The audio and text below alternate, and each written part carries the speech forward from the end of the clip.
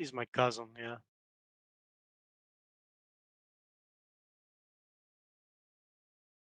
How about Desolation Row, man? Went back to Bob Dylan. That's actually one of my favorite Bob Dylan songs. I'm not Yeah, gonna mine kid too. you. Yeah. It's a funny song though, because if you and he gives it away at the end. If you think about it, there's like almost nothing happens in that song. It's just him talking about people he knows and pretending there's like right Casanova and T.S. Eliot, right? Like just kind of changing their names. But it's a strange song if you step away from if you like take a step back and look at it. Yeah. All right. Is everyone here ready for some anti-Oediping? I mean, I think in theory. Oh, okay, you got the event going. I got the event going. We are live on the YouTubies. I guess I am at least. And we are moving into 3.7. Let me share my PDF so everyone can follow along. If you don't have yours in front of you, it's perfectly fine. Oh, sick. Are we just starting 3.7? We just started, and good timing because it's a beast of a fucking section. Let's go. All right, there is because Ben is here. You got to say we're not. It's not that we're live. It's that we're live and direct. I feel like I'm missing something. Yeah, I don't. You don't listen. What? Boogie Down Productions? Criminally Minded? Live and direct. Live and direct. Oh, good Lord. All right. You guys don't know that one? I will figure out someday what is happening there. But for now, what we're going to go ahead and do is we are going to be moving into 3.7. And hello, everyone. Thank you for joining us today at the Quarantine Collective's ongoing reading of Anti-Oedipus. We are on our third read-through of 3.7, Barbarian or Imperial Representation. This is going to take a while. There's just no, this is an easy section. What are you talking about? Yeah, this is the fast one. This is going to take a while because from here out we're moving beyond. We're layering more things in, and we'll be talking about a few of those things real quick because the move we've been making is really going into this universal history of how the material conditions of things, of desiring production, of desire, the production of desire, of inscription, how these things have worked in order to sort of have social sort of fields and social operations in general, breaking apart a lot of the ways that we sort of spent a lot of time discussing social representation before. Look, these cultures were founded on marriage and exchange. It's like, no, there's a lot more happening here. And they're beginning at this point, making the move, finally, as we go into the Imperial, stepping out of the very simple way that desire was co-opted by the Earth Socius, which, again, is directly in line through the carving of the body, the writing, blah, blah, and moving into something very different. And we're going to be seeing that pretty much immediately and from here on as we talk about imperial representation, how it operates and how it works. This is not easy shit. So just saying very upfront, if you are having trouble with anything here, that is just the way it goes. Be very, very blunt. Just going to be trouble. It's a pain in the ass. I don't have any other way to put it. It is just a pain in the ass. We'll get Alistair in here, and we'll probably just kick straight into it. Now recording. Because we're going to have to explain things pretty much right away from the kick. So off we go. Incest with the sister and incest with the mother are very different things. The sister is not a substitute for the mother. The one belongs to the connective category of alliance, the other to the disjunctive category of filiation. Incest with the sister is prohibited insofar as the conditions of territorial coding require that alliance not be confounded with filiation, and incest with the mother insofar as descent within filiation must not be allowed to interfere with ascending lines. That is why the despot's incest is twofold, by virtue of the new alliance and direct filiation. He begins by marrying the sister, but he enters into this forbidden endogamous marriage outside the tribe, inasmuch as he is himself outside his tribe, on the outside, or at the outer limits of the territory. This is what Pierre Gordon showed in his strange book. The same rule that prescribes incest must prescribe it for certain persons. Exogamy must result in the position of men outside the tribe, or who for their part are entitled to the endogamous marriage and are able, by virtue of this formidable right, to serve as initiators to exogamous subjects of both sexes. The sacred deflower or ritual initiator on the mountain or across the waters. The wilderness, land of betrothal. All the flows must converge on a man such as this. All the alliances find themselves countersected by this new alliance that overcodes them. Endogamous marriage outside the tribe places the hero into a position to overcode all the endogamous marriages in the tribe. Good Lord, it's going to be a thing. I'm going to read the footnote and then we'll get into this because, once again, incest is the center of the discussion and super, super important. And Ben, you keep kicking through, by the way. I'm just letting you know. To read the footnote, it's from Pierre Gordon, which is The Religious Evolution of Sexuality, a book he wrote. The sacred personage did not live in the little agricultural village, but in the woods, like the hero Enkidu of the Chaldean epic, or in the mountain in the sacred enclosure. His occupations were those of a herdsman or hunter, not of a cultivator.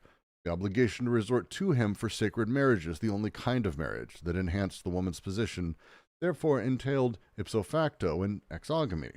Under these conditions, only the young women belonging to the same group as the ritual deflower could be endogamous. Very simple. Endogamous, exogamous is within the tribe, within the group. Exogamous, external to. Pretty simple wording. The phrasing here is what's important. When we talk about the sister or mother as very particular social positions, again, we need to be thinking about these as they exist then, as they're being regarded then, and as they operate, how they perform, what they produce. Within the earth socius, sisters were people to connect with, but they were basically the position of how we would have alliances with other groups. My sister would marry out, and we would have connections with other groups, this setup. My mother, the mother, is instead the one who's basically the filiative line, the disjunctive, as they say. This is the creating the next generation, the filiative direct creation moment. The incest with these are prohibited for different reasons. And again, prohibition is a very particular usage here. On the one hand, we wanted to make sure don't sleep with your sisters, so your alliances are not broken up or confused with the filiative. Until sleep with the mother, because we really don't want the filiative to interfere with the ascending lines, the lineage of things. The despot steps in, and as we talked about in the previous section, the despot has all come through him, all filiative lines come through him, all beyond filiative directly, all alliant lines come through him. Everyone is ultimately allied with the king, the despot. They're also the children of, it's the queen mum, as you've heard British people say, or the fatherland, motherland, these kinds of things. The wording is there. So this puts them in the position of being both filiative and alliant lines through them. But because of this, it's really interesting. They marry the sister. And when they say the sister, it's the very important thing here. Because this new alliance and direct filiation means that this endogamous marriage outside the tribe, because again, previously the sister would marry within the tribe, but another filiative line. So you'd have alliances there. Now it's internally exogamous. It's another a woman from external to the tribe. But also, and this is where it's fascinating, we'll get to the mother. We'll stick with the sister. The mother's the next paragraph. There's a reason it's 2 paragraphs in the original French. But we'll finish this off and then move on. Here he's talking about it's always exogamous. The king goes external. By doing so, there's this very interesting sort of operation that's happened. It's the sister. It's always everyone's alliant line. Because it goes through this. This is everyone's sister. It's this external element, as he uses Pierre Gordon to sort of talk through. The big deal here is this is a shift in terms of how alliances are formed and how we experience, as in people, as in humans underneath this or within this social order, how they experience alliances. That's the sort of big underlying thing that's happening here. I agree with Ben. It's probably best to get through the next paragraph before we do questions, but just within that, just within the sister, any thoughts, any notes, anything to sort of add? Worth asking.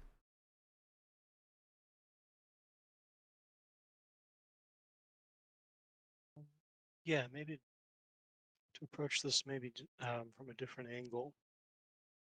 So, right, like alliance and affiliation are basically making up your disjunction, right? What's interesting about this paragraph is alliance is being called out here directly in relation to connection, right? And the point they're making is that alliance and affiliation don't do the same thing, and the Earth Socius keeps that straight, right? So if you kind of step back from that, right, what happens in terms of affiliation, in terms of a disjunction, right, so creating the capacities of the group, right, is different but related to how the group changes in terms of its Mm-hmm. connections with all the parts and with all the flows, right? Mm-hmm. So that's the basic kind of thing that's being preserved by the limit, which is incest, right? And it's incest in just that sense of a limit. Like we talked about before, it's the difference between, the intensive and the extensive um, uses of recording in social production. So where we're at with this paragraph, right, is basically Deleuze and Guattari are now explaining to us, as they move toward territorial representation, how the despotic emerges. You're going to see the themes, in particularly this paragraph, that connect with the opening of the previous section. Yes. And it's the debt of the previous section that they're talking about, the debt owed the despot. All owed the despot. Everything is owed to the despot. And as such, he's gained access to everything and kind of become everything. In principle, as Holland says, the despot is everyone's father, but also son, brother, spouse, etc. Because all is owed, all connections, all social connections are effectively operating through the despot at the same time, which begins these very odd, unique ways that these elements begin producing and working together. That's the second part of this, which I'll dive into. As we move to the mother, again, these are discussing through the types of incest and how ultimately the despot, the king, the ruler, has access to all of these, and not only access to, but does and enacts all of these. And we'll get through what I mean more explicitly, but it's important to know the difference between them and how they operate, because again, representation and how it works in here is going to matter. So to continue, it is clear that incest with... Do that. Okay. Let's hit this last bit here. You're very quiet, So, like, by the way. I can only do so much, man. That's better already. I'll try to talk louder. Yeah, so notice what's being said here about incest, right? It's a limit, and in the earth, it's basically impossible, right? Mm-hmm. And yet, there's a paradox here, right? So the prohibition of incest comes with prehistoric, a prescription of incest for certain people. So, like, notice the theme of the external, right? With the earth, there's still this sense in which there's an external kind of expansion among groups. But notice how it's differing here in the sense that somebody is going to basically sort of transgress the limit, right? And that's going to change how inside and outside function. Because the one thing I wanted to touch on before we move to the next paragraph is basically this point about what the despot is, right? So notice they're not saying here the despot is the king of the land. What they're saying here is the despot is the one who's able to commit incest, right? The And one that's who a through very these things take on flow. it. Yes. Well, right, because they're able to do this, right? Like what I'm getting at here is there's a point being made about like what imperialism or barbarism or the despotic kind of is in a sense that's not necessarily like Caesar. Correct. It's a little bit different, but it's also important because again, one of the things is how incest has changed, which is really the big focus here. Under the earth, the savage, as they term it, the sort of prehistory sort of version of things, incest was only really an after image seen through the interactions that were generally positive for the social order. So it's not so much that they had a direct prohibition against incest, it's that you simply didn't do that. There was positive reasons to not do the thing. You marry externally to grow your tribe. You don't have sex with your children because their job is to procreate, and you don't want to have sort of the immediate consumption of desire socially. It's one of the big reasons that they have a handful of these things, and it works across everything. It's not just incest. It's the way, as I like to talk about, the hunter who doesn't kill and eat his own food. He brings food back. Someone else cooks it. That the process of things necessitates and grows the social order of all these elements. Here we see this move where no longer this after image. It's now actually incest is sort of ubiquitous and inevitable because everything symbolically is this thing within the despot. He is the mother, the father, the son. He plays sort of the position is all of these things. And so we see a shift in how desire operates through these. And it becomes more clear in the next two paragraphs. Let me finish the next one, which gets through the mother, and then we'll get into more of what I'm talking about. It is clear that incest with the mother has a completely different meaning. This time it is a question of the mother of the tribe, as she exists in the tribe, as the hero finds her in penetrating into the tribe, or finds her again in returning to the tribe after his first marriage. He countersects the extended filiations with a direct filiation. The initiated or initiating hero becomes king. The second marriage develops the consequences of the first, draws out the effects of the first. The hero begins by marrying the sister, then he marries the mother. The fact that these two acts can, to varying degrees, be bound together, assimilated, does not rule out the existence of two sequences in the phenomenon, the union of the princess sister and the union of the mother queen. Incest goes by twos. The hero is always sitting astride two groups, the one where he leaves to find his sister, the other where he returns to find his mother again. The purpose of this double incest is not to produce a flow, not even a magic flow, but to overcode all of the existing flows, to ensure that no intrinsic code, no underlying flow, escapes the overcoding of the despotic machine. Hence, it is by virtue of his sterility that he guarantees the general fecundity. The marriage with the sister is on the outside. It is the wilderness ordeal. It expresses the spatial divergence from the primitive machine. It provides the old alliances with an outcome, bounds the new alliance by affecting a generalized apportion of all the alliance debts. The marriage with the mother is the return to the tribe. It expresses the temporal divergence from the primitive machine, the difference between the generations. It constitutes the direct filiation that results from the new alliance by affecting a generalized accumulation of filiative stock. Both marriages are essential to the overcoding as two ends of a tie for the despotic knot. They are being very particular here as they're writing. This is not them saying that the king gets married twice, as we may describe it. They're being very particular with how they phrase it. The king, unwed, the king of England, goes to marry the princess of Spain.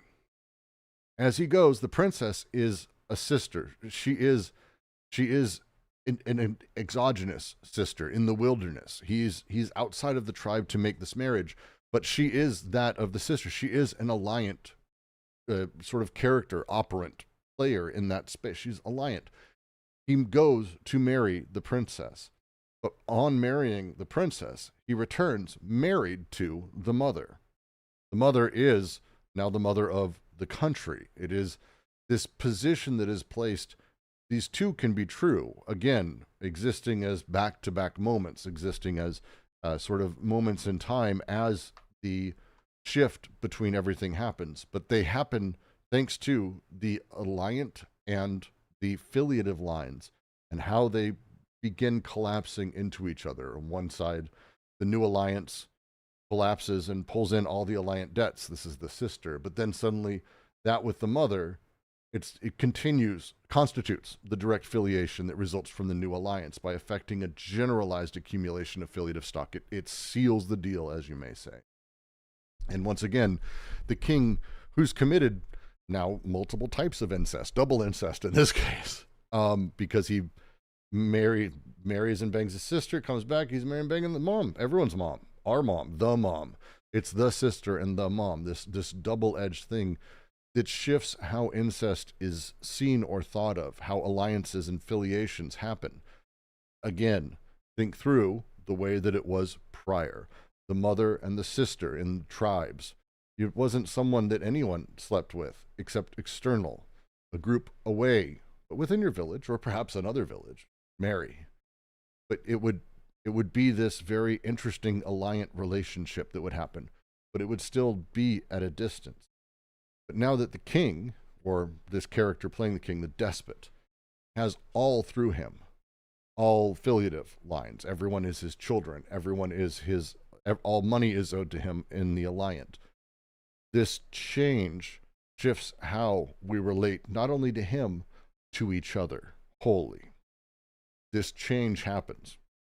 And this is, the next paragraph really goes through this, but this is the thing they're wanting to get across is the shift in how the alliances and the filiative lines, how we see ourselves and how we place ourselves socially is wholly collapsed into that of the despot. It's important as a distinction, especially when we get to how capital operates, because it's another big shift. So to say shortly, and then I'll leave it open, they're saying that it's not just as simple as saying some dude's in charge.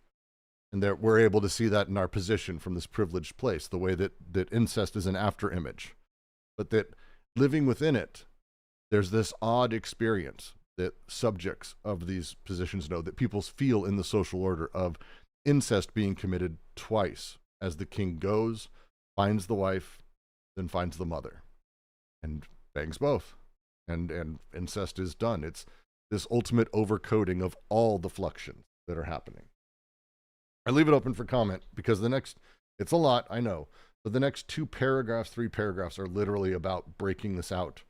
They literally open the next one by saying, a pause seems in order here while we ask how such a thing is possible. But we're getting there. There's a lot. This is the opening paragraphs, and there's a reason that this takes as long as it does. So I'll leave it open for comment or questions. Jack, I'm sure you got something, though. Yeah, I'm going to suggest we zoom in on a few things, but before we do that, maybe somebody has some general questions for that. You are so quiet. Oh, let me try again. So I'm going to try and zoom in on a few things, but before we do that, maybe somebody has a question or two. Yeah, we'll leave it open for this. It's a lot, I know, but feel free to type away in the chat if you got something, or ask away if you got anything. There's more coming, so don't worry too much if it sounds like a lot. We'll get through it.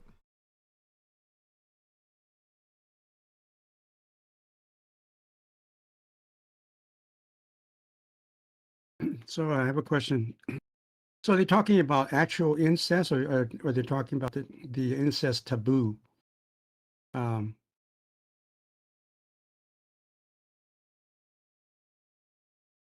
I'm probably going to have to ask what you mean by the difference. Because I well, think to them, here let me give it a chance. To them, they're not really distinguishing between them. The incest taboo that we have today, which they will get to as to why we have this rule, but they want to start with saying, because generally in psychoanalytic thinking and writing, the idea of incest is part and parcel to us. We have this prohibition: don't have sex with your mom. You'll want to fuck your mom and kill your dad. Oedipus complex shit. But even beyond them, this idea of incest feels like it's baked in because we have this prohibition. They must always have had this prohibition. When we look back, we see that they didn't do this thing. So they must have had this prohibition, is generally how, like, totem and taboo, this is how Freud talks about it. Their argument is, no, let's not come to it with the taboo and presume there's the taboo. Let's go, it didn't happen, but why? Is it because they had this taboo, or is it because the affirming position of desire as it emergently existed in these social orders worked this way?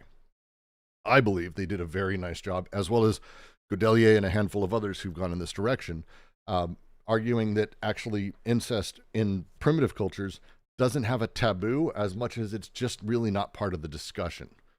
Like, there's no such thing as mom and sister, not how we call them. People move in and out of various social positions all the time. It's not the same thing. Instead, it's more emergent and just doesn't happen. And after the fact, we look back and go, see, it didn't happen. They must have had a rule. That's not the case. Instead, again, you didn't fuck your sister because she is how you formed alliances. She would be married off, and she would do that. Plus, it's also the filiative line. You don't want to break that. You want to continue extending that on. So you have, like, these things that are positive desires, and desires able to do it. And then here comes the despot who goes, well, now all of your alliances and all of your filiative lines are through me. I am the father of all, the brother of all, the creator of all, the owner of all, the tax man. I am your business partner. I am everything. And this fucks with that, because now, before, we would have, like, our alliant and filiative lines kind of socially determined how we related to other people, who we were connected to, when we died, what jobs we had, what we did that day. Desire was made through that. But now, here's the despot, and he's basically turned all of that complexity and nuance into, yep, you owe me, I get to fuck anyone I want. Also, I totally am just gonna commit tons of this fucking incest. And suddenly incest shows up as a thing that he's not just explicitly allowed, but that he's, like, sacredly the thing. It's they use the phrase the sacred deflower, the ritual initiator. There's I can't remember the name of the thing where the king gets to fuck the bride on the wedding night if he chooses to. Like, there's all these weird. He is the everything. He's all of that, and so incest happens here in a weird way, because now he's literally, because he is the father of all. Then his wife would be your mom. But he's also the son. Also, the princess was sort of the sister. Like, all of these ways that we relate to these other things, he's fucking them all. And now that, like, puts us in a really weird position to relate to that. So we don't have Oedipus yet, as Ben is saying. We don't really have a prohibition against incest. Instead, we have almost a sacred allowance of it in a specific position. And that is not ours. That ain't my position. That would be the despotic position. And so the way that relationships and we find ourselves socially through the despot, all of it is happening through him. That's the big switch that we're wanting to make, that it's not just a prohibition, because there really isn't one here. There's no real prohibition against it, not in the same way we would call it. I can't fuck anyone I want because I'm not the despot. I'm not the dictator. I'm not the king. I'm not the pharaoh. I'm not whatever the fuck the phrase is. I'm not the ordained. but the ordained can fuck anyone they want. Thus, incest shows up in a really unique way. And that's this next part we'll be getting into, and it's gonna be really confusing, this next paragraph. I apologize in advance. Well, my question is, could you say that the initial notion of incest begins with the despot, and not not the incest as somehow existing with the child? And I think in the later chapter he's going to talk about that it doesn't, the child doesn't come into the world and experiences this incest desire, but it is what is attributed to the child by the father. So the despot is the one who has, you could say, maybe has this notion of incest. It is, and it's yes, very much. So it's the specific affirmation that the despot has this right. In him, there is this power setting him apart from everyone else. I'm going to quote some Holland here. One result is that incest in this royal or despotic form is no longer, we'll get into it in the next paragraph, this sort of displaced representative of desire, but instead becomes a repressing representation itself. Imperial relations are based on caste distinctions that separate the despot and his court retainers or state bureaucrats from everyone else. Incest now appears taboo for ordinary people, not explicitly, but because it is the prerogative of the despot. We're literally 2 pages away from the part that he's talking about, so we'll get there. So we're not quite at the part where this incest that exists is part of every man's psychoanalytic Oedipus complex. But this is another piece, another part of the machine that is being built, that we will begin to see. So yes, I would say yes, and we're getting there. I don't know if that helps. I misunderstood your question the first time.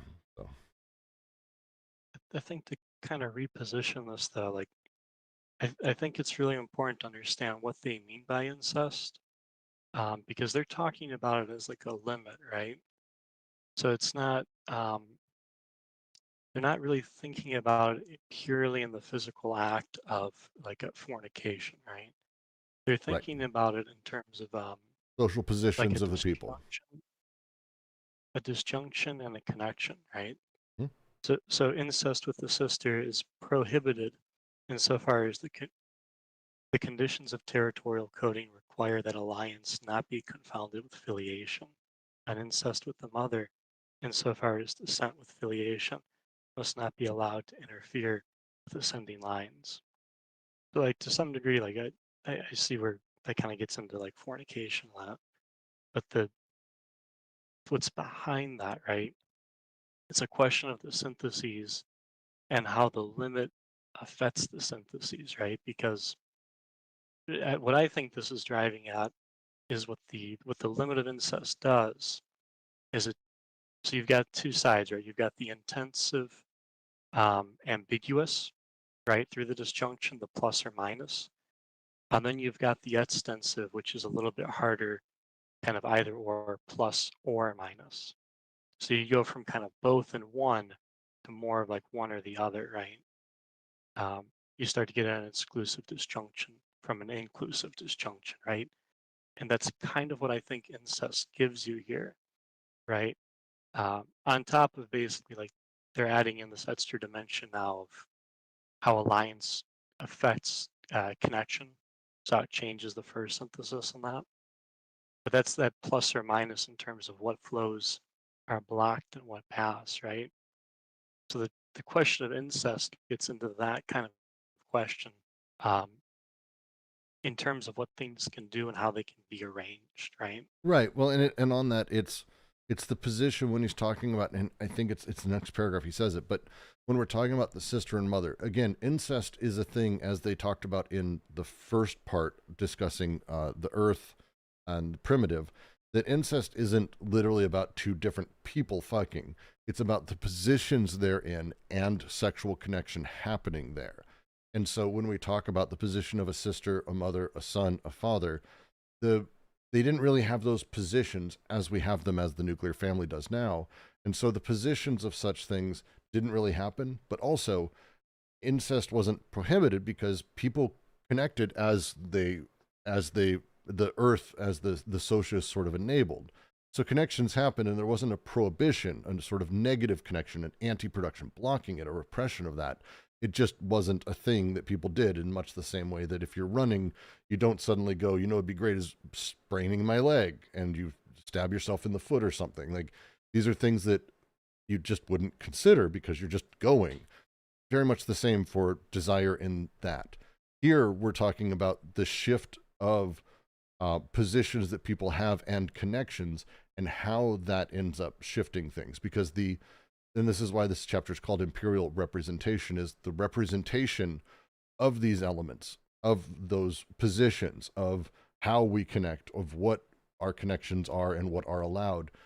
Because it all goes through the despot, now we actually have a prohibition that's a little bit more explicit, but again, not quite what we have today. That's how I'd phrase it, Jack. Is that fair?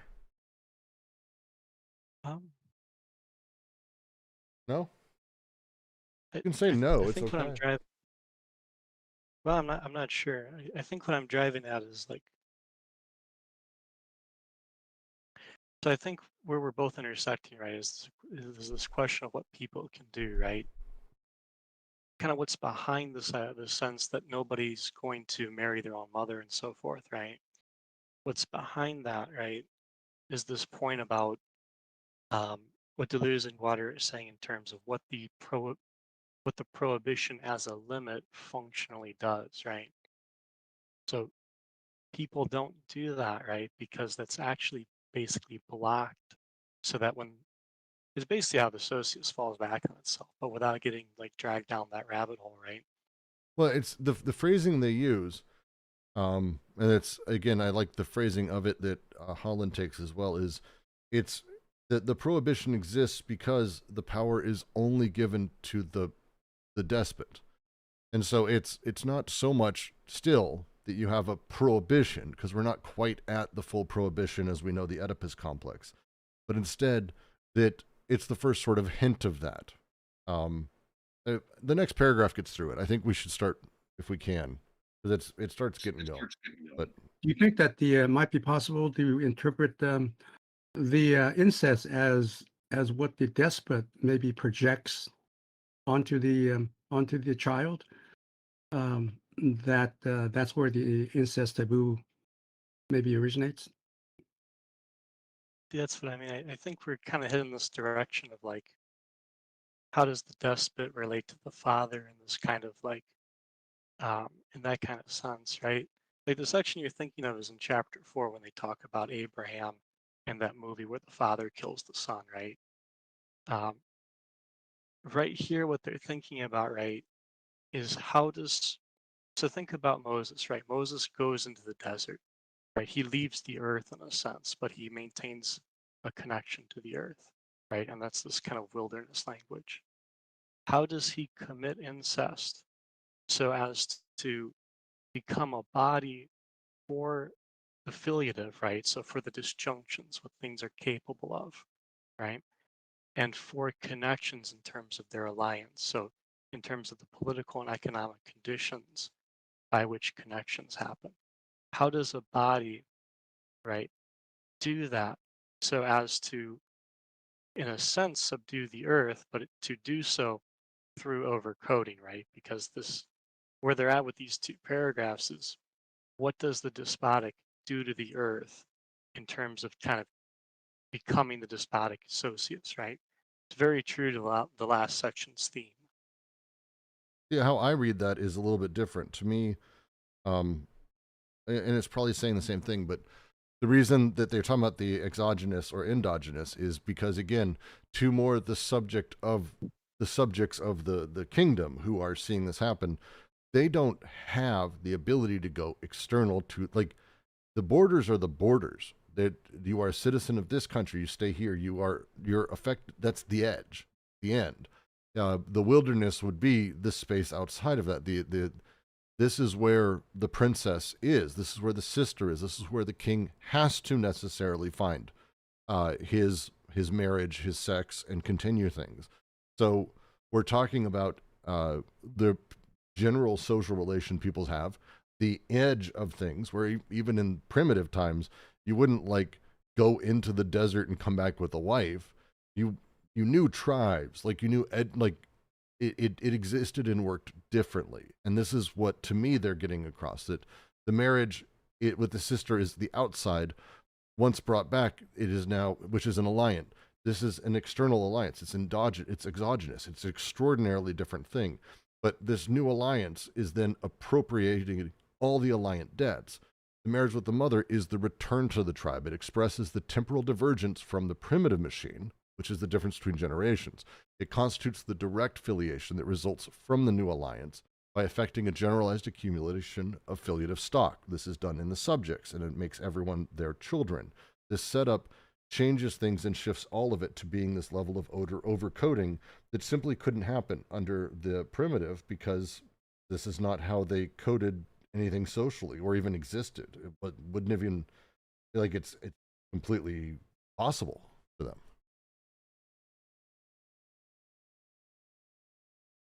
Yeah, and so that's that language of external and internal coming back, right?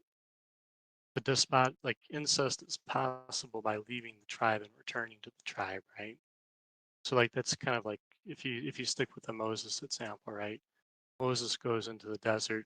Moses does return to Egypt, right? And he brings a new God. The larger point being, in doing so, if we stick with the Moses example, I don't like the Moses right? example because he's bringing back a god, and we're really talking about incest here. And the god confuses it. We use though. They don't use it here. Well, the despotic has a direct affiliation that way, though, right? Right, but that's Like, not what they're that's kind of talking the about point. here. That's from 3.6, but I'll yield. We can move on. But it's from 3.6, but they're talking about the movement of social connections via alliant and filiative, which is through the incest here. I don't want people to get confused of the idea of like, oh, so Moses is the despot returning with God the mother, and like, because that's not the point I think you're trying to make. Am I wrong?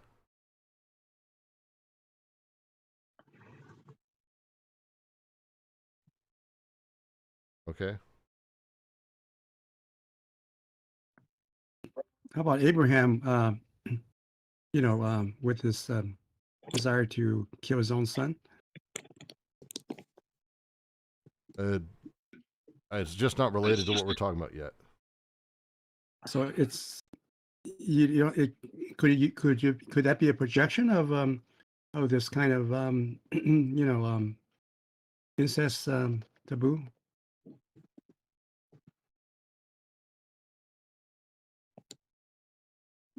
With the other pieces, yes, we just don't have the pieces there, because what we need to get through first, and we'll get to the next paragraph, we need to get through first is the way repression happens here, the way that it exists, and the sort of after image or image that's created. It's important for desire, because it's, again, that's kind of the point, is to get at how desire moves and how desire works among these things. Sorry, Jack, if I interrupted. I didn't mean to. It's just I really don't want, like, I feel like that's a rabbit hole. It feels like we're about to go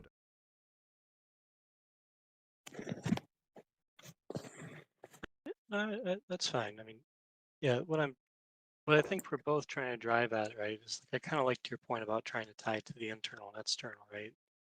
Because like largely what they're getting at is how what incest does here is it transgresses the very limit itself, right? So as to change that function in those two syntheses by means of instituting overcoding, right? Yes.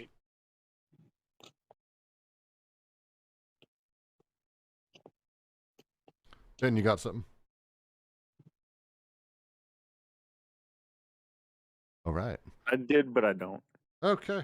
Well, then we are going to continue to the next paragraph, because it's a lot, I know. The next paragraph is the thing. So as we get through this, if we aren't explaining this next thing enough and it feels like you're coming away with less than nothing, so to say, it would be a good time to start figuring out how to ask questions and how to force us to bring you back, because this is the thing. A pause seems in order here. Well, we ask how such a thing is possible. How is it that incest has become possible? Not only possible, but the manifest property and seal of the despot. Who is this sister, this mother, the sister and mother of the despot himself? Or should the question be framed in a different way? For it concerns the whole system of representation when it ceases to be territorial and becomes imperial. First of all, we have the impression that the elements of the in-depth system of representation have begun to move. The cellular migration has begun that will carry the Oedipal cell from one locus of representation to another. In the imperial formation, incest has ceased being the displaced represented of desire to become the repressing representation itself. For there can be no doubt this way the despot has of committing incest and of making it possible in no way involves removing the apparatus of social and psychic repression. On the contrary, the despot's intervention forms part of the apparatus. It changes only the parts of the machine, and it's still, as the displaced represented, that incest now comes to occupy the position of the repressing representation.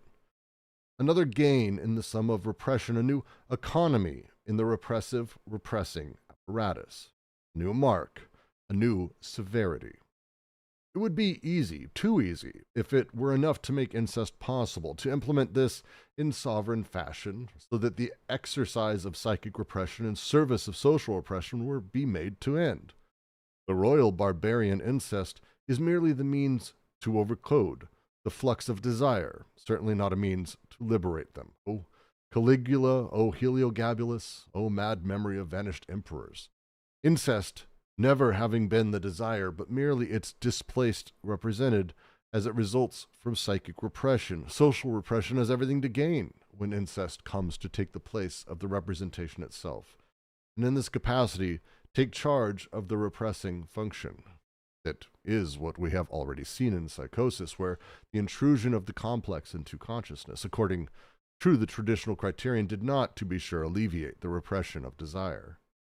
With incest's new position in the imperial formation, we are therefore speaking only of a migration in the in-depth elements of representation, which will render the latter more foreign, more ruthless, more definitive, more infinite, with respect to desiring production. But this migration never be possible if there did not occur correlatively a considerable change in the other elements of representation, those elements that operate on the surface of the inscribing socius. Where do we start to be able to break this down? To overly simplify, I'm going to just overly simplify. Incest was an after image. You could, in the earth, you'd say to someone who, in one of these tribes, if you said, well, you're not allowed to fuck your mom, they'd be like, huh, I guess not. Like, it's not, they don't have the rule. It's after image. It's this sort of thing that is there, but it's not, it's just repressed, as they call it. It's no longer this displaced represented of desire, which is the case. It's displaced represented because it's not directly made, it's not repressed, it's displaced represented. Now, the repressing representation itself. Now it's explicit. So explicit, you can't do this because you don't have the powers of the despot. Not that he's magical, but that his social position enables him everything. And everything suddenly makes clear what you don't have. And it becomes the secondary thing, as they talk about here, the repressing representation itself. This is a very unique interaction. To just re-quote again from Holland, such incest is the exclusive prerogative of the despot. The right to incest is a power setting him apart from ordinary mortals. One result is that incest in this royal or despotic form is no longer a displaced represented, but has become the repressing representation itself. Imperial relations of anti-production are based on these distinctions that separate the despot and his court retainers from everyone else. Incest now appears as a taboo for ordinary people precisely because it is the prerogative of the despot. It would be the same way that the average person can't sit in the throne. The rule, you don't do that. It's not the fucking way it works. You don't get to make treaties. You don't get to marry the queen. This is not your job. It's not how you work. You don't relate this way. He gets to do all of that. This change makes this thing explicit. We're still not fully at Oedipus, but it's the first prohibition of incest that we're finally able to see. That's my very simplified version of it, and it's a little oversimplified, but it's not terrible.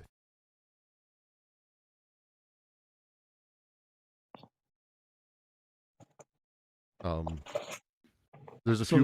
Go ahead, JK. Just to ask. So the prohibition is not absolute. It's just just restricted to people who are not the despot, right? That's an interesting phrasing. I'd have to think about that for a second. Jack, have a thought? I mean, yes and no. Like this joke about Caligula and Heliogabalus, right? Like the mad memory of vanished emperors, right? Like you got to understand, I think, that incest in this sense is a question of functionality, right? So, I mean, what is a hero if not he who transgresses the king, he who pulls one over on him, right? Because when you enter this point of repression and representation, right, incest here is functioning so as to do what alliance used to do, which is repress the germinal influx, right?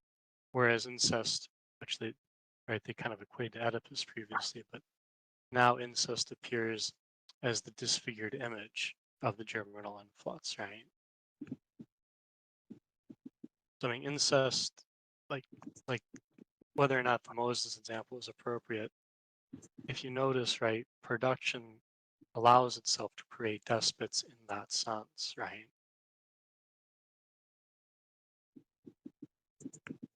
Yeah, I think, again, we're using the word incest and we have the image of it and the prohibition of it as we have it. It doesn't work the same way here. So when we're talking about incest here, it's not explicitly that incest shows up, oh, I can't fuck my mom, suddenly every subject. No, not really how it works. Instead, it's the way that relations are allowed, or the position. Prior to this, again, think of sort of desire pathways connecting freely within what was happening in the earth, moment to moment, carved in the earth, carved in the body, people doing what they're doing and making their way socially. They wouldn't have the desire to fuck their sister in the same way that we would talk of incest today, or that all the thousands of incest porn videos that exist everywhere now, horrifyingly, are everywhere. It's not really that. Instead, the way incest was considered is, you would say, like I said, you'd go, hey, can you fuck your mom? And be like, no. It's displaced, it's displaced. It's not in line. It's not part of the normal desire pathways, because it's just not a thing that sort of is operant. But that's because of all of the complex social relations. I have a lot of people I can go fuck. I have a lot of people I can go marry. And I want to, because it will continue my filiation. And alliances will enable all of us to be stronger. Like, there's the power exchange that happens in marriages. There's the subtle debt relations that happens. All these things exist for everybody. Generally speaking, everyone. Everyone kind of can go marry, and there's this and these relations, and all this is complex, but it's a lot. Suddenly all of that collapses into one dude. But it's not that he's the one, suddenly everyone goes, wow, he can commit incest. Fuck. Because it's not that explicit. It's that he can do anything. And by having that line of anything that you don't fucking have, he can go to another country and find a new alliance. Because, again, everyone in the country is allied through him. He can find the only sister that exists now, which is another kingdom. I can't go outside of my kingdom. That's the wilderness. That's horrifying to me. I don't have that, because I'm not able to conceive of it, because the relations that exist socially don't have that. this is one of those things when we start talking about this, really difficult for people, because when you talk about like Robin Hood, like stealing from the rich, giving to the poor, the king's forest and all this, most people start having conversations like, well, I would just get a militia together. It's like, okay, like the way we talk about things or we relate socially now is not how people have always socially related. It's putting yourself in a very privileged position that you know exactly how everyone behaved always. It's not the case. You're produced through the material conditions that made you as much as anyone. And so, someone who had no despot and was in a prehistoric tribe who had no conceived nation of economics or money or capital or anything like that, the existence they would lead, their desire pathways, their natural emergent pathways, would be created by the material conditions of the earth that are literally carved into it, where there's food, where there's hunting grounds, where there's caves, where there's fucking fire, where there's fruit. These things would be the things that would cause it. You wouldn't like deal with it the way we do, where we do surveys and we decide and then we rebuild the land. This different way of thinking. And here it is again, a different way of being. A subject who exists underneath the despot doesn't have unique freedoms. They don't have they have a completely different subjectivity entirely. And their subjectivity is that of, we have everything being done through the despot. He controls all, says all, knows all, is all. And as such, his limits, I don't have his external limits. I don't have his externality. I exist only inside of the limited space unless he deems it otherwise. I am eternally in debt forever. I am in debt. And I am in debt to the despot infinitely. My life is his. That puts me in a position of having no choice, effectively. Raw, naked political power exercised that way controls.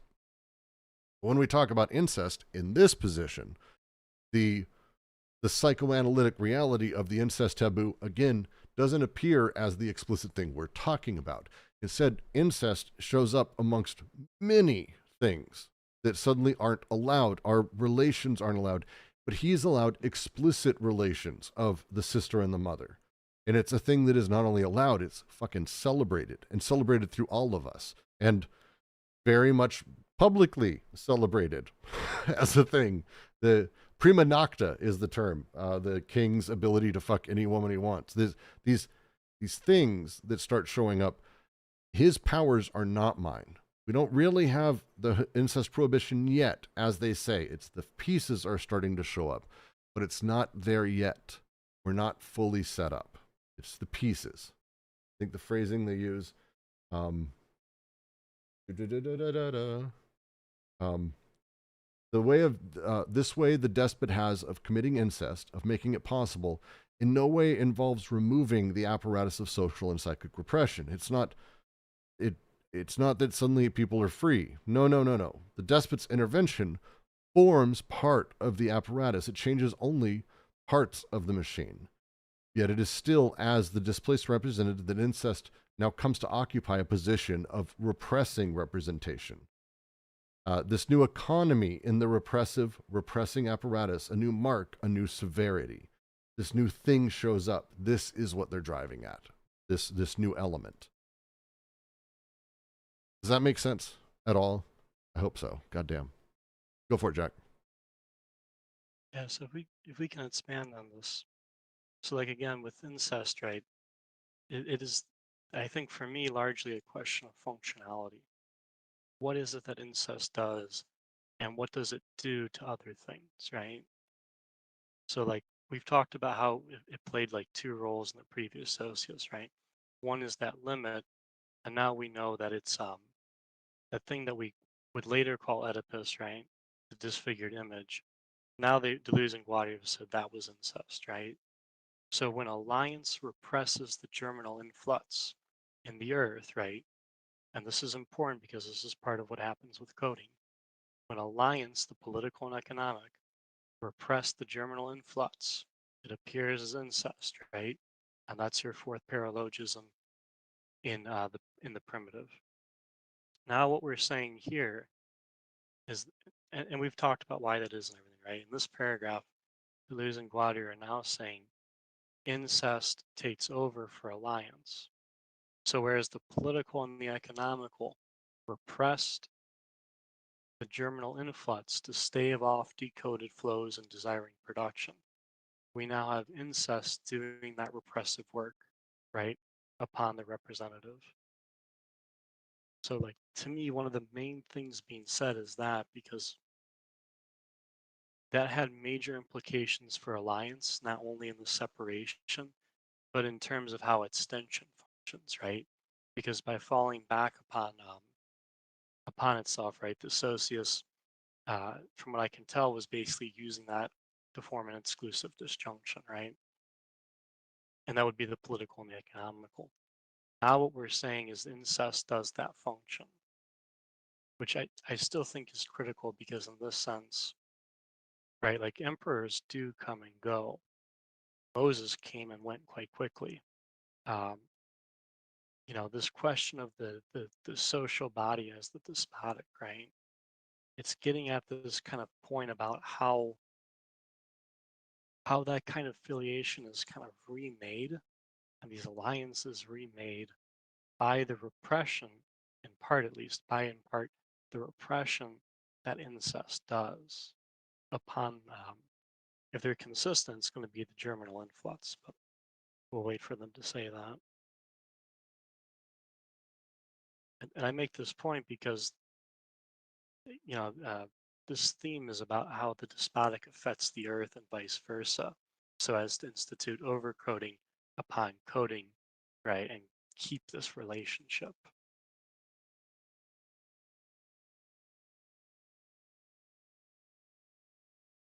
Yeah. I think the next paragraph may be good to continue, but I want to stop for a moment because we are talking through some very complex stuff as we make our way through. This is going to take a while. We even get into Derrida in like a couple paragraphs, and it's, I think, quite positive, but it's Derrida is not exactly a fun walk in the park either. So before we get there, how is this sounding to everyone who's listening, who can hear my voice? Is it grasping it? Is it confusing and nightmarish? Brett joining our reading today. Yeah. Please, share away.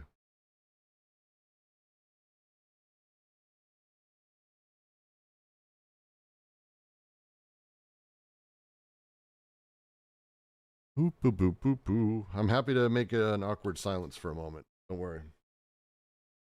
Happy to. Everyone knows I love a good awkward silence.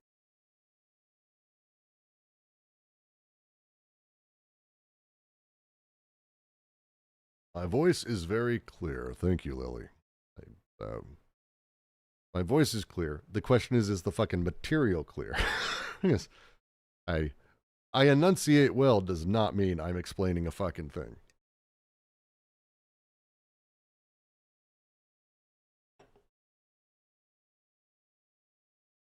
Very informative. Well, welcome to Zol.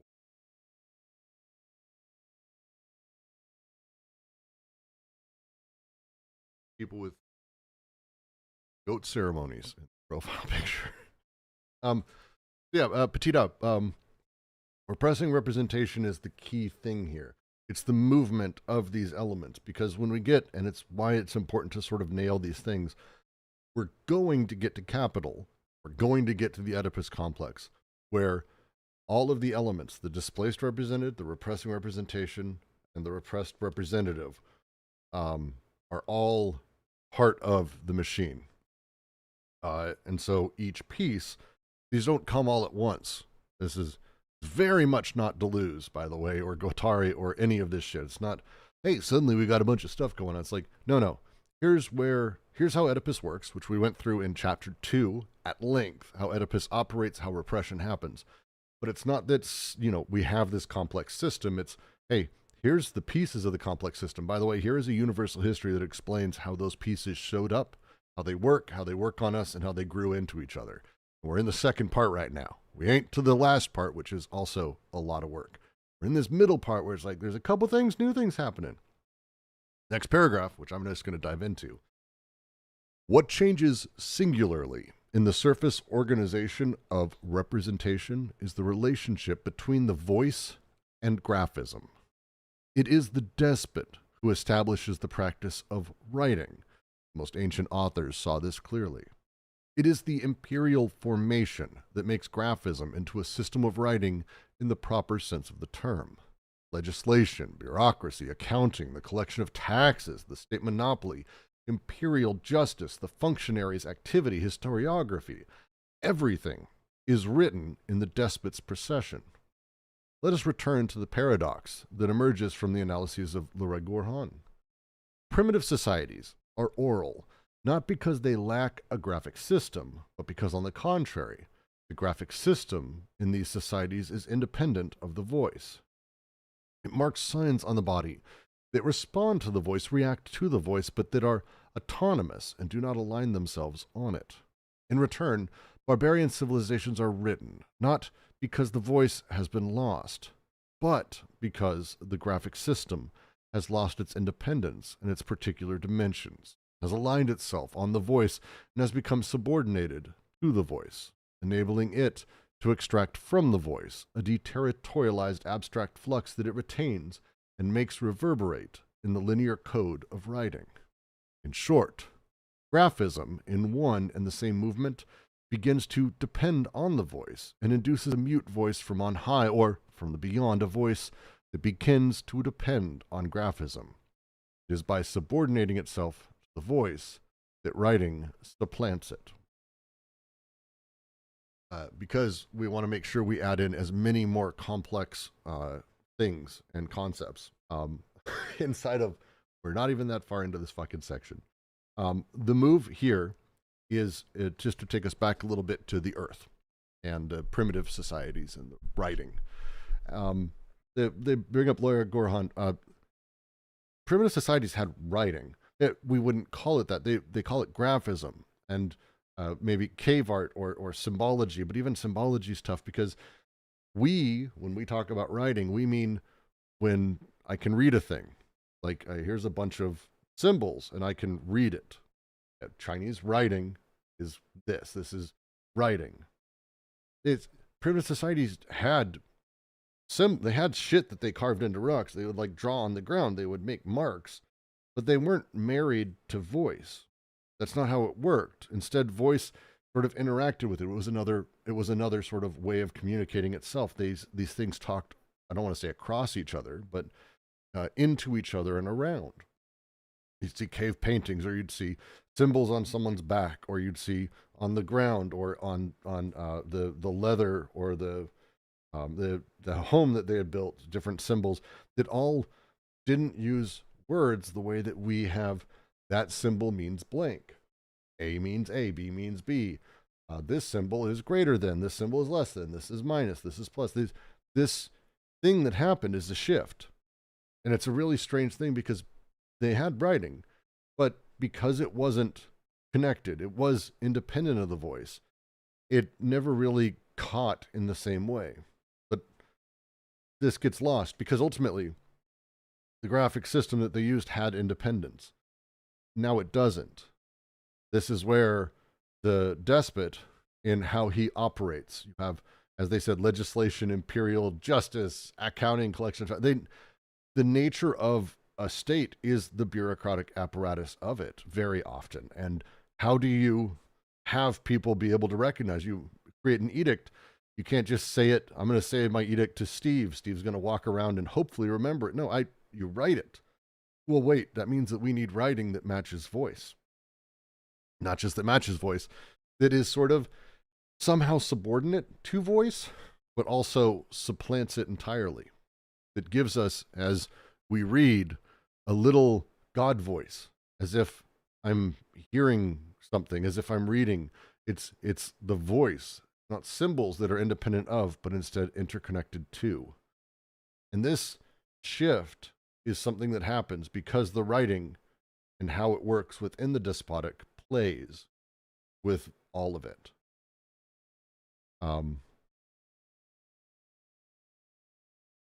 Yeah.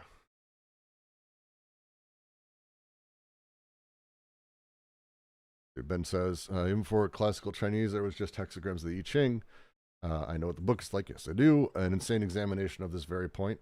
I mean, yeah, I would say a lot of that sort of older stuff is, but the very idea of having how the lines and the broken lines connect and are divined, they're a very good system. I think now it's tough because now they've tended to be hyper quantified, and I've seen some guides on what every line means, which is so stupid and the opposite of the point.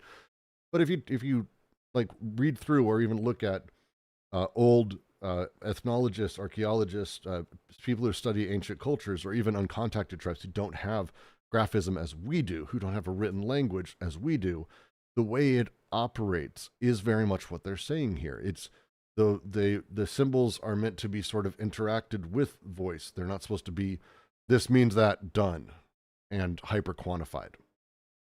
And by doing this hyper quantification, they're going to get into how, because Derrida has some really great work in this place, but it's a really strange shift as we start moving to where the voice, where we would speak, we'd talk to each other, somehow by adding writing to it, writing is supplanted by it, writing goes underneath it, sure, but takes it over entirely.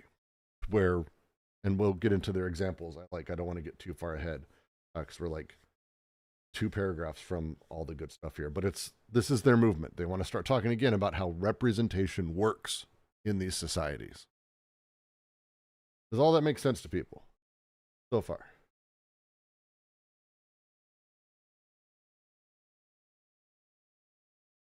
I'm going to sit here awkwardly.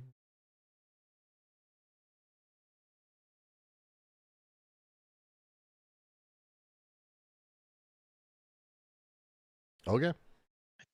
Oh, I think there you go. where we were at, Is this another way that the sovereign the despot pulls everything to themselves, like the position, the flows start going there, the voice. If you, I don't know, I think because before the graphics were like everywhere, but now it's Yeah, the graphism was contingent versus sort of traced back. We're going to see, and again, it's why they're wanting to go through the process of each one of these, because it's not that a king invented writing and reading. That's not what they're saying. It's that these things emerged because graphism, where once you would have marks on trees and you would have marks on buildings, you'd have marks in skin, that you would even, and they use, and it sounds silly when you say, it's like, wait, marks on the body that respond to voice and react to voice? Wait, how do they do that? Like they talk back and forth? Yes. You can see the language studies where like literally how someone is not almost speaking to this pre-written thing changes what it means to other people who are there. It's really fascinating. And so when you talk about the specificity we now have, or the specificity of an edict, or taxes being levied and being able to write that down and doing the accounting, the legislation of a thing, the nature of the state and writing out a name for it, the word Germany or the word Rome, that's not a it's a word. Written, it's spoken, it's actually both. It's not really only graphism. And this changes our relationship to a lot of things. Big deal. Jack, I know you were trying to jump in there. Oh, sorry, Lily. If you have another thing, go for it. no, it's just sort of on the side. Like you notice if somebody's talking about things like state capitals or something, and you don't know anything about the state capital, when you say the word, it's just a word. Yeah. You know? Yes, but they're connected now, and it's a thing they're going to get into how this happens again, and the difference. But there is this really interesting interplay between them. And again, representation is the core of this, or this whole fucking book. How representation works, how we come to understand prohibitions, the names of them, how they operate, et cetera, et cetera, et cetera. But here we're specifically talking about how representation shifts underneath the despot. Jack, please, I know I've interrupted you now 3 times. Hoping to get you in. That's cool. Right. So as I approach this, this is a question of like really representation uh, so right, the fourth paralogism is all about displacement, right? So we're talking about how social production displaces itself through the representation or repression, right?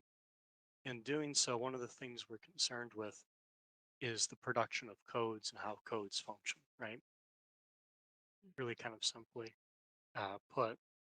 So like when they get into this point about graphism and voice, right? And forgive me, I don't quite have all the stuff up, but basically like where this is coming from, if you remember from a few sections ago, right?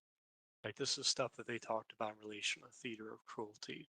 It's like the voice of alliance on page 180, uh, sorry, 179, for instance, right? It's this point about developing a semiotics in a manner of speaking, um, where, if I remember correctly, the voice functions as alliance, whereas writing functions through filiation, I think it was. Uh, but we can check that afterwards. So basically, like what you have here is, again, with that point about like conflation, right? You have a subordination happening in that semiotics where writing is, um, in terms of the voice, right? The kind of mental aspect, the signified in terms of semiotics, is now supplanting the signifier, the physical mark, right? And yet in doing so, it can only do that, much like the despotic in relation to the earth, through a relationship that relies on the former, right? So the despotic cannot overcode without code, right? And therefore, the earth still is kind of necessary, the way those affiliations and alliances function, to produce finite debt. That debt cannot be infinitized through overcoding unless it has that relationship, right? And what's kind of curious here is you have that transition where, to do the infinite, to make that infinite, right, the voice is basically being lifted upward. So as to do that, um, through the new filiation and through the direct filiation, the new alliance. Sorry, I always flip those terms. So like, to bring that all back to the original point, what's basically going on here, right, is they're working out. I don't think they come out and say this as directly as they could, but this paragraph is basically explaining how overcoding functions, right? So that the voice can be used to make the debt an infinite credit, but preserves the relationship that makes the debt finite in the first place. Yeah, it's, and when we talk about these elements that are doing it, again, to me, representation is one of the core things. The example I'd give, to go back a little bit about the difference here, and we're going to get into this in the next little bit here, but to just pull back to the Earth socialists, the primitive tribes, that the way that graphism worked there, or sort of meaning did, is it's more as a system, as they call it, of connotation. And they will be using that word up here again. There's a shift in how meaning works. A woman would get, they use the example I think we went through of a woman who got a calabash, a gourd sort of thing, tattooed or carved into her, excised. And it's about the husband's lineage, and it's kind of the voice of alliance. But just a quote from Holland here. The sign, the gourd on her, operates less to convey a message. The woman doesn't learn the meaning of the ideograms during the rite. More, it is to assign reproductive organs a place and hopefully a function within the group. Everyone henceforth knows to whom this womb belongs, or rather, exactly what position it occupies in the network of alliances and filiations of the society, and to whom its fruits will be due, along with pathways of debt and expenditure they have to circulate. Thus, the system of connotation that happens. Here, we're talking about the shift from that symbol being sort of the sort of contingent connotative element. Now it's attached to voice, which means it's attached to words, which words operate very particularly. And writing seems primary because we write the written word. The odd thing that's happening is it's subordinating itself to the voice still. It's still subordinative. So it changes how the relationship of these symbols and representations work. The next paragraph, I think I want to kind of just go right into it because it'll help. Jacques Derrida is correct in saying that every... As we're transitioning, Okay. just want to call this out very quickly in a sentence. Notice that if it is the voice of alliance supplanting the writing affiliation, right? You know, ponder that a little bit because that's lots being said there. Go ahead, Brutz. Jacques Derrida is correct in saying that every language presupposes a writing system from which it originates, if by that he means the existence and the connection of some sort of graphism, writing in the largest sense of the term. He is also right in saying that within writing in the narrow sense, hardly any breaks can be established between pictographic, ideogrammic, and phonetic procedures. There's always and already an alignment on the voice, at the same time as a substitution for the voice, supplementarity, and phonetism is never all-powerful but has also already begun to labor and elaborate the mute signifier. He is again correct in linking writing to incest in a mysterious fashion, but we see nothing in this link that would lead us to conclude in favor of the constancy of an apparatus of psychic repression, operating in the manner of a graphic machine capable of performing as well by means of hieroglyphs as by phonemes. For there is indeed a break that changes everything in the world of representation between this writing in the narrow sense and writing in the broad sense, that is, between two completely different orders of inscription. A graphism that leaves the voice dominant by being independent of the voice while connecting with it, and a graphism that dominates or supplants the voice by depending on it in various ways and subordinating itself to the voice. The primitive territorial sign is self-validating. It is a position of desire in a state of multiple connections. It is not a sign of a sign, nor a desire of a desire. It knows nothing of linear subordination and its reciprocity, neither pictogram nor ideogram, rhythm and not form, zigzag, not line, artifact, not idea, production, not expression. Let us try to summarize the differences between these two forms of representation, territorial and imperial. We are going to do the next two paragraphs, don't worry, but I want to stop before we do that. This is the shift they're talking about and sort of driving us.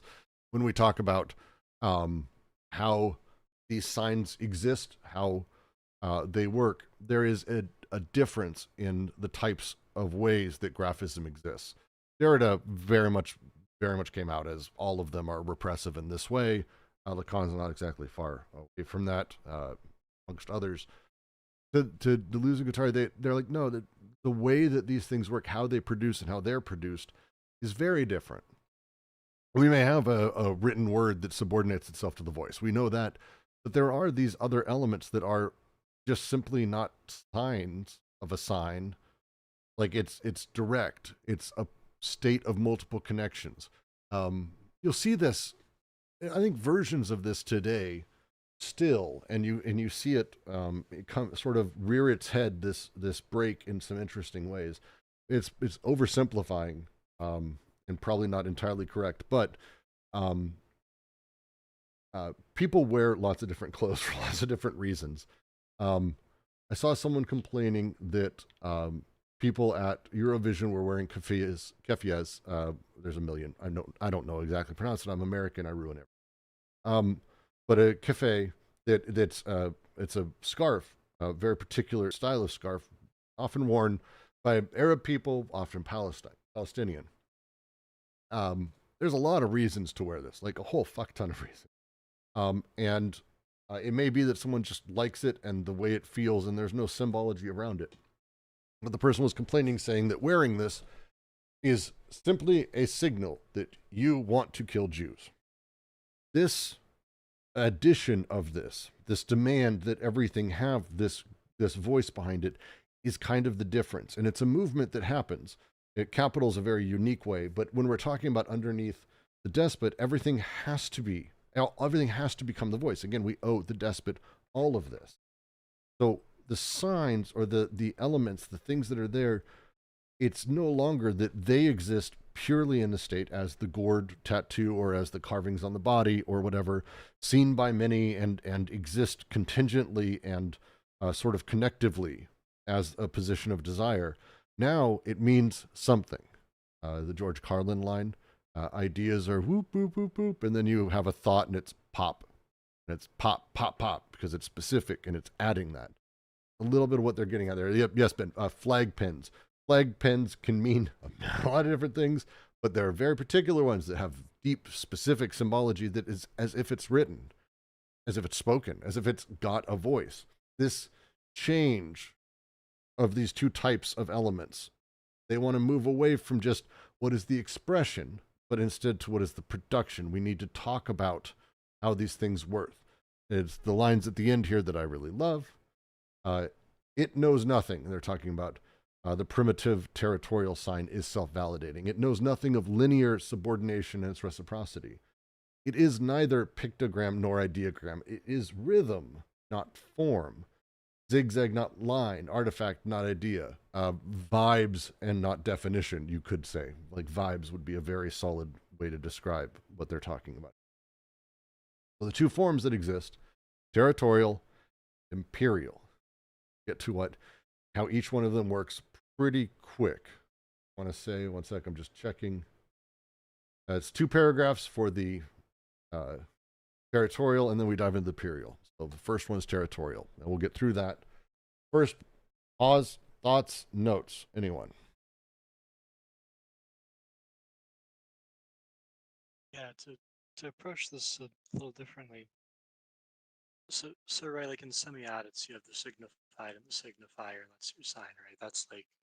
That's us here in a nutshell, right? So like what Lacan and Derrida kind of do is they cut off the relationship between signified and signifier, right? In a sense, there's a kind of independence in the relationship between the two. That's kind of what you're getting in the primitive, with kind of the emphasis being on the signifier, the physical marking, right? But there's still kind of down to earth, so to speak, right? What's kind of happening here is the signified is being elevated, right? So this is where you're starting to get into how double binds are created, and like a transcendent use, right? Which we won't go into too much right here, because we'll wait till they kind of more explicitly start getting into that. But that's kind of the general thing that they're circling around here, is that in the primitive, right, the theater of cruelty, creates the debt and so forth, right, and marks the bodies and everything, right, and yet it maintains an independence between alliance and affiliation through voice and writing, right. What's kind of being added to that is, while you have that relationship creating finite debt, you also have the voice taking on this elevated position as signifieds, right, where the mental is now that which kind of gives meaning to the signifiers, right? So the markings, like if we were going to mark a body, like in the theater of cruelty, right? We might still do that, but it's not going to be enough to do that. It's going to need something to speak for it from above, right? And this is where the overcoding is coming from, because that kind of above is giving you the infinite credit that's tied and now speaks for that debt in a physical sense.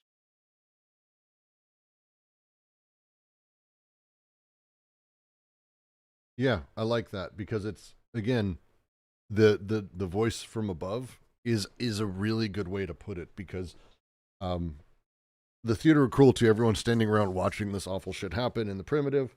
The meaning is almost in the act itself. It doesn't have a deeper thing. There's not a larger sort of symbolic story happening. It's the interactions directly in front of us and the desire passing through and sort of being experienced multifacetedly by everyone there.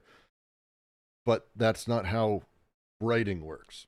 Writing has that voice. Doesn't matter who's seeing it or the contingent reality of the thing. The writing is that voice. By sort of grabbing it, it's subordinating it. It's like, oh, a voice, I'm going to do this thing for you. But by doing that, it also supplants it and becomes the thing in the same way that it works in reverse. Because when we speak, we think of it as the words rather than just voice. So it's this really fucked up relationship that starts to form. I liked how you phrased that, John. Save this recording. Yeah. We save all of our recordings, by the way. There's a link somewhere on the server. I'll repost it again.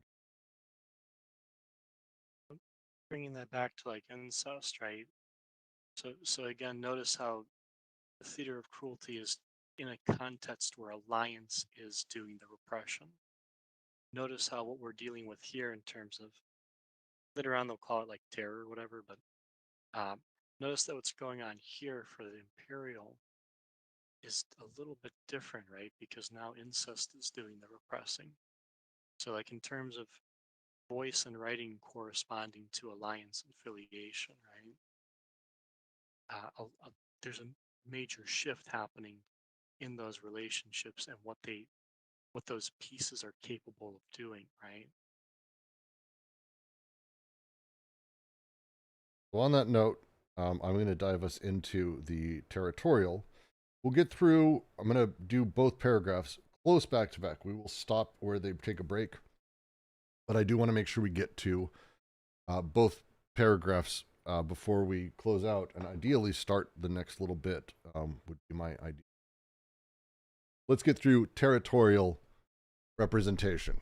It's a big deal. Again, representation, kind of core to this book. You could say slightly in every way. In the first place, territorial representation is made up of two heterogeneous elements, voice and graphism. The former is like the representation of words constituted in lateral alliance, while the latter is like the representation of things, of bodies, established in an extended filiation. The former acts on the latter, while the latter reacts on the former, each element having its own particular force that is connoted along with that of the other, so as to perform the great task of germinal intense repression. What is repressed, in fact, is the full body as the foundation of the intense earth, which must yield its place to the socius, an extension into which the intensities in question pass or fail to pass. The full body of the earth must assume an extension in the socius and as the socius. The primitive socius covers itself in this manner with a network wherein one is continually jumping from words to things, from bodies to appellations, according to the extensive requirements of the system in its length and width.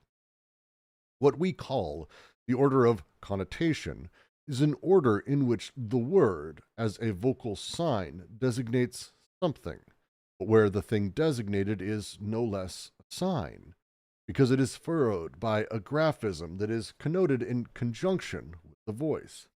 The heterogeneity, the divergence, the disequilibrium of the two elements, vocal and graphic, is resolved by a third element, the visual, the eye.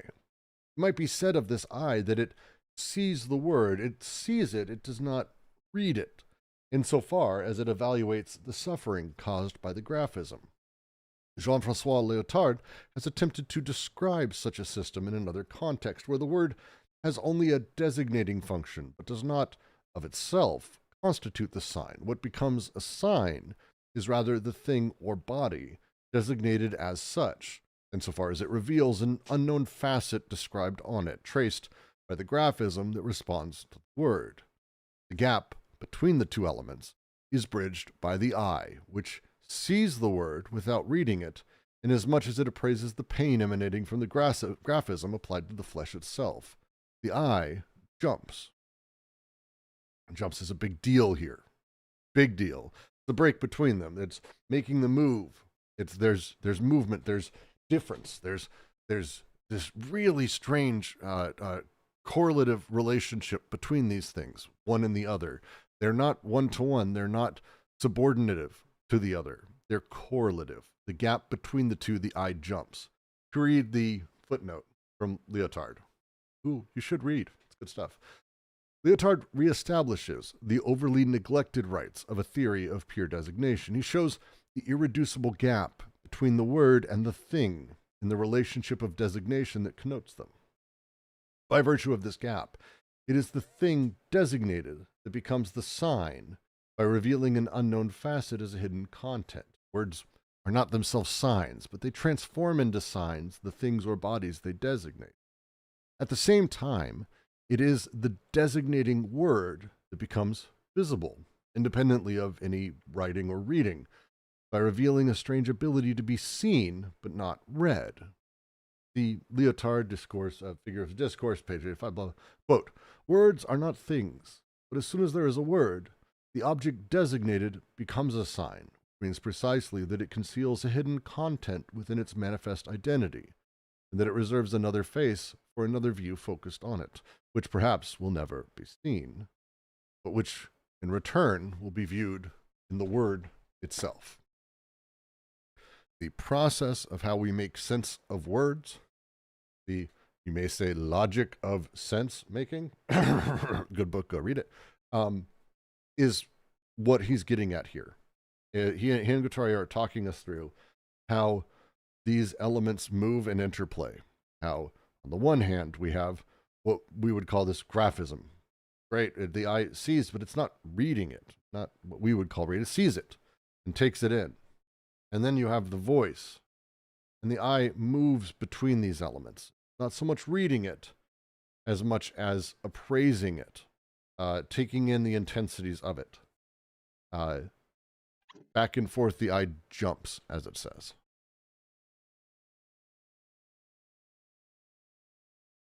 Does that make sense so far? Because we got a second half to this that's going to be really important. But we're getting there, I promise. Excellent. Anything to add, Jack?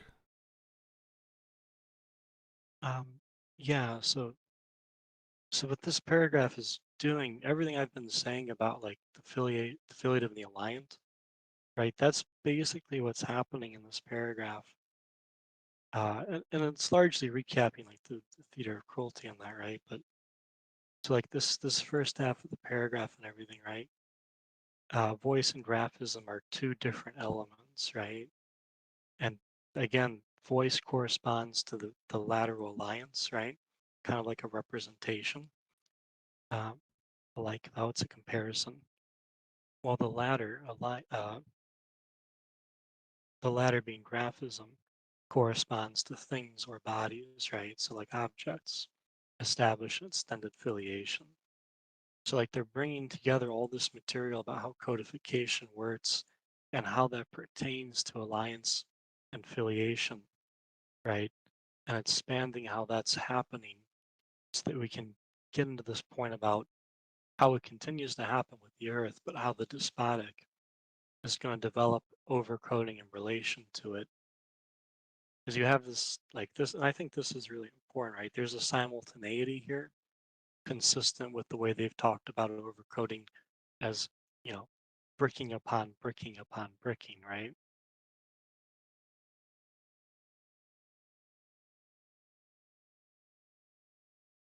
Yes.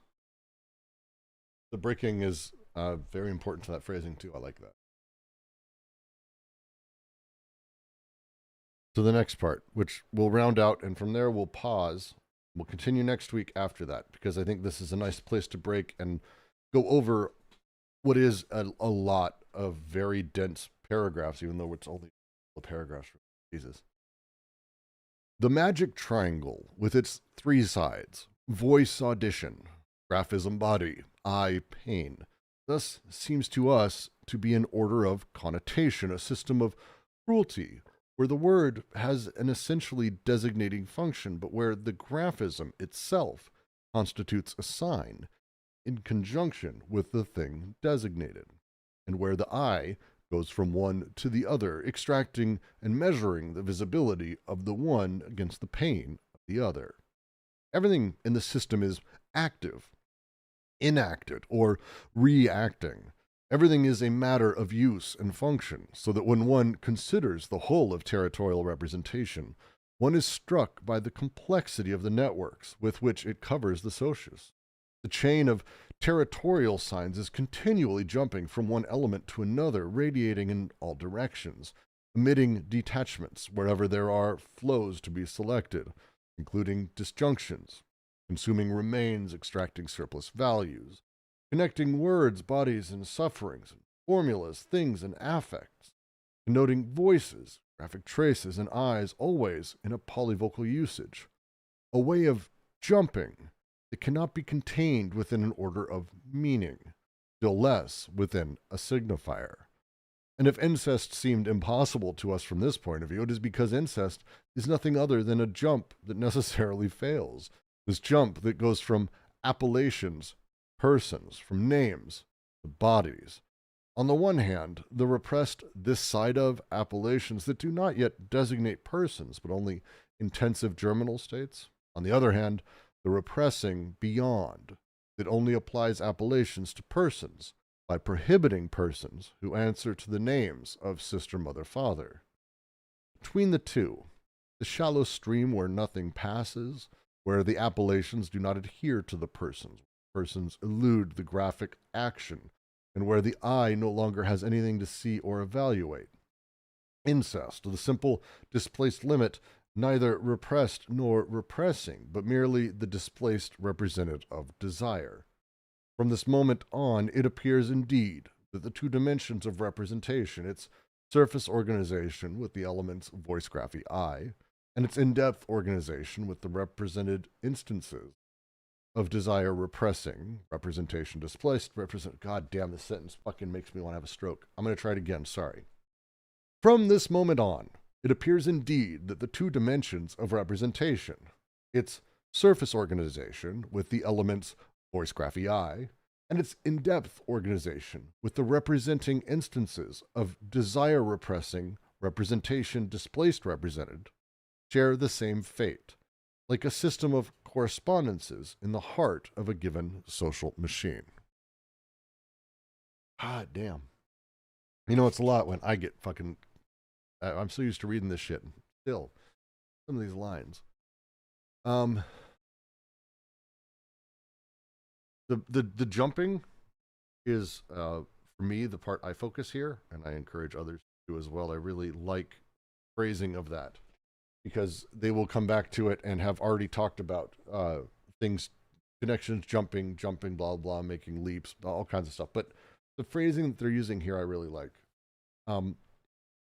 The way that these polyvocal connections work in the system of connotation allows meaning to be more fluid and for things to leap between, and not in a way that is confusing or difficult, because that's not how we associate. It's not, we see symbol and word and immediately all these things are sort of linked. Instead, they're free to link or delink or reconnect, or like it changes how, again, one directly deals with desiring production, social production, meaning, writing, all of it. The very nature of how we interact changes. And again, this is not how symbology works today at all. This is not how writing works today. Their point is that we started with these disparate pieces, and these pieces enabled leaps to be made in really interesting ways. And as this happened, we also started moving and seeing how these things didn't work, these things, like, and then at some point, this system of correspondence, as they call it, suddenly has the new despotic machine that shows up. And a few parts of this are the important parts. So before we do that, which will be next week, we're stopping here today. Now it's, let's have a talk. What are you not following so far in the space of what we've discussed, which is the primitive representation, the earth territorial representation, whatever you want to call it, into, and all of this as we move into the despotic or imperial representation. I leave it open for questions.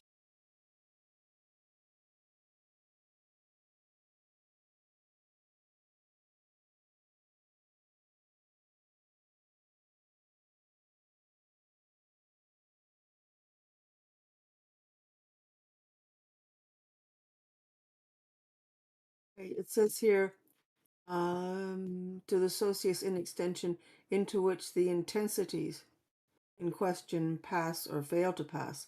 What's the difference between an intensity and a flow or flux?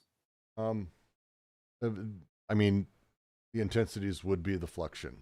So they're using slightly different words in order to talk about sort of the contingent, the designated moment of the thing. But it's let me make sure I'm right here. Intensity words, If I could. please. So flow is just a general way of talking about Flux, production or specifically libido. flux. Intensity is taking you into the third synthesis, so you're dealing with voluptus. So like when they talked about the conjunction in the previous paragraph, right, they're talking about the third synthesis. But every flow involves a voluptus, right? And every voluptus involves a flow. Voluptus. That's a new word for me.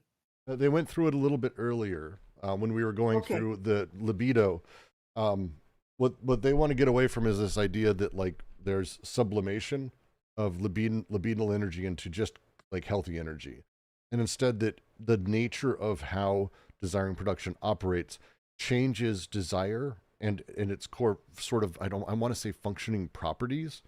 You start with what we would call libidinal desire, libido, or desire, passions, and that's the thing that is like the connection.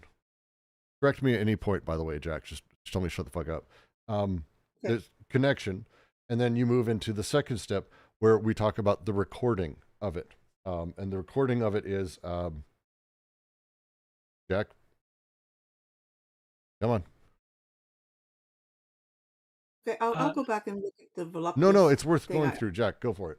So, okay, so in the first synthesis, there's a binary law, right?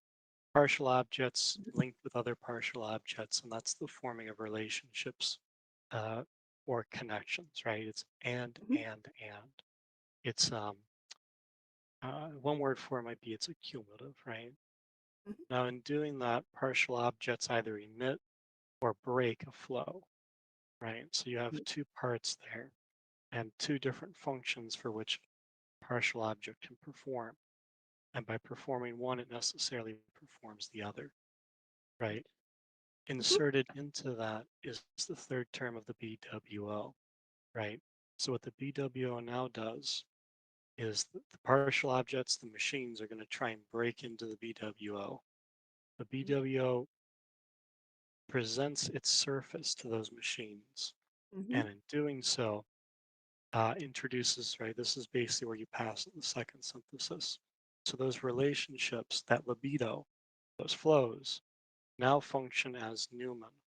So that the BWO basically moves and creates what the machines and flows can do, right? And that's what Newman's basically doing. So when it's an inclusive disjunction, right, it's either or, Right. and it's that accumulative variation, right? Mhm. Whereas when it's exclusive or paranoiac, right, Yeah. as opposed to schizophrenic, it's Mhm. either or, and it's Right. one or the other in a way that condenses the variations, right? Doesn't Mhm. end them per se, but it condenses them. Right. When it does Okay. that paranoiac use, uh, that's basically when the BWO is going to fall back on production as though it's the condition of production. So you're dealing with production from the perspective of the BWO in a sense, Mhm. whereby it's basically moving production, right? Creating what things can do, which flows pass where, and so forth. And Okay. in doing that, right, uh, it's creating surplus value. Now, this is where you get into voluptus, right? The relationship between the schizophrenic and the paranoiac uses of Newman charges and creates the territories upon the BWO, the zones, the gradients, as they call them. At this point, those flows now function as intensities, right? They're intensive. So the energy of subjectivity. In that sense, a surplus value is produced, right, or productively produced, right?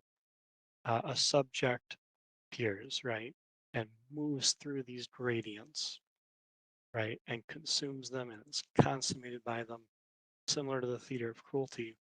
And you have a celibate machine in the middle of these territories by which the intensities are radiated outward. Together, those intensities in the celibate machine, that's going to form your eternal return by which production reproduces itself. I cut out the signifying chains for speed there, but that's your quick and dirty on the three syntheses.